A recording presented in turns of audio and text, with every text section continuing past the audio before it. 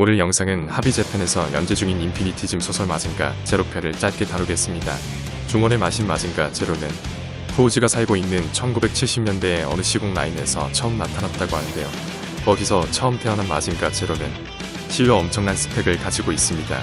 수많은 시공을 도약하며 파괴한 우주만 무려 5만 개라고 합니다.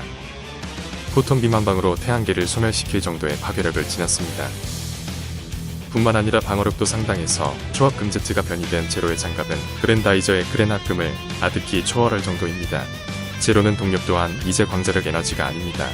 물질 외의 시스템으로 이루어진 우주에서 가져오는 것으로 이른바 지옥과 연결되어 있는 에너지입니다.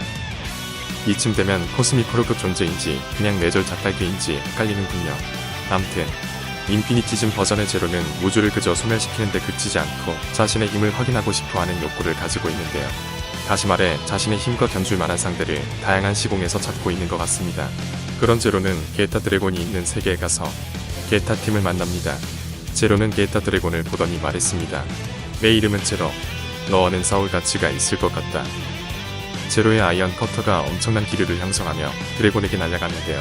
게타 팀은 그것을 가까스로 피했습니다.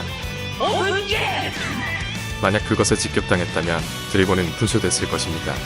제압체하고 게타 드래곤으로 돌아온 게타 팀은 다시 공격을 시작했습니다. 하지만 제로는 한 손으로 토마호크를 가볍게 툭 쳐서 떨궈냈습니다. 6탄전이 통하지 않자 게타 팀은 신형 게타만 있을 수 있는 궁극의 필살기를 쓰기로 합니다.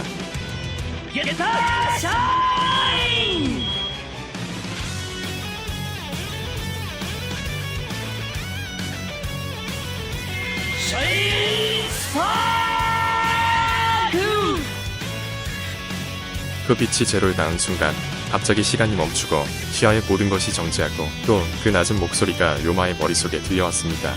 재미있다. 너는 더 강해진다. 다음 만남을 기대하며 이 세계를 무너뜨리는 것은 뒤로 미루지. 아무래도 자신의 전능한 능력으로 진화의 가능성을 가지고 있는 드래곤을 높게 평가한 것 같습니다. 설정상 드래곤은 훗날 모든 우주에서 경애받는 성스러운 드래곤이 된다고 하니까요. 료마는 신형 게타 궁극의 필살기인 샤인스파크, 맞고도 끄떡없는 제로에게 대양 멘붕에 빠집니다.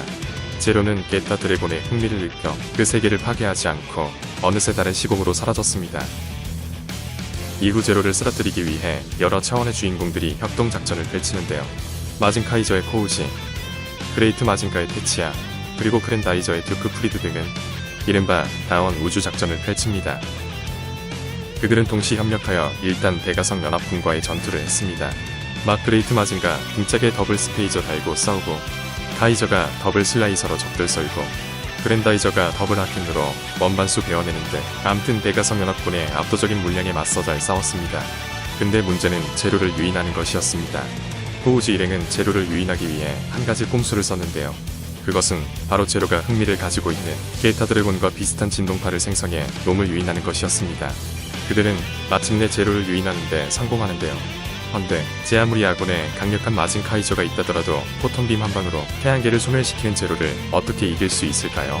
코우지 일행은 제로를 카운터치기 위해 또 하나의 마신을 준비합니다. 그것이 바로 마징카이저 SKL 타입입니다. 예전에 마징카이저 소설편에서 그 존재가 잠깐 언급된 놈입니다. SKL 타입은 이른바 공명형 인식 시스템 심페타이저 날리지 로더를 일컫는 것으로 부스트가 걸린 마징파워 상태를 파일럿의 정신력에 의해 끌어내는 시스템을 지니고 있다고 합니다. 하지만 SKL형의 문제점은 공명하는 이모션 센서의 파일럿이 견디지 못할 가능성이 있다는 것입니다. 이에 대비하기 위해 호우지 일행은 특별한 파일럿을 기용했는데요. 바로 일명 에페라 불리는 남자 카이도 켄입니다.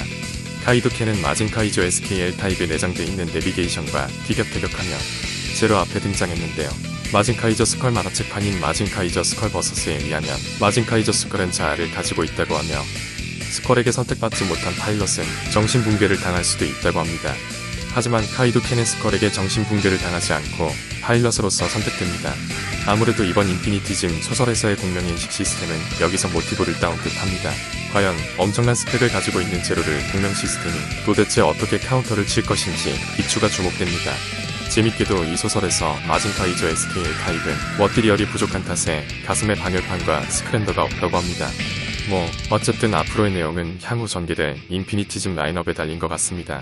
이게 작가 마음대로 스토리를 전개하는 게 아니라 발매되는 프라모델에 맞춰서 이야기를 진행시키는 거니 말이죠. 안 그래도 반다이에서 앙케이트 조사를 하고 있습니다. 스페이저 세트, 그레이트 부스터 세트, 마진 카이저 SK에, 마진 엠페러 쉐, 게타원, 진 게타원, 블랙 게타, 진 게타 드래곤. 암튼 스토리 진행상 같이 따구리를 치려면 최소 진 게타 이상급은 돼야겠군요. 그럼 이만.